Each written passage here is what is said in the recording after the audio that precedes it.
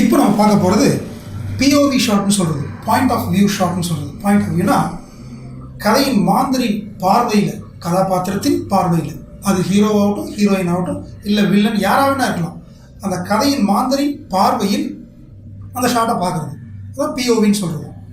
நிறைய அந்த மாதிரி ஷார்ட்ஸ் வந்து நம்ம தமிழில் நிறைய பயன்படுத்தியிருக்காங்க. ஆங்கில படங்கள்லையும் நிறைய இருக்குது. எக்ஸாம்பிள் பாருங்கள்.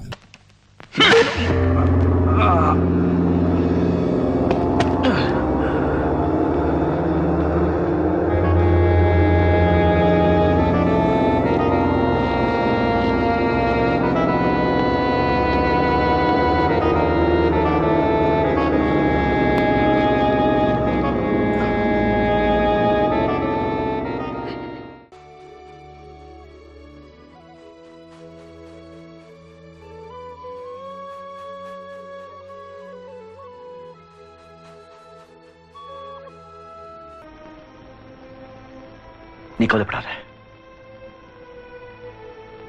நான் இந்த வீட்டுக்கு காவல், வெறும் காவல். உனக்கு காவல், உன் குழந்தை காவல், அவ்வளவுதான்.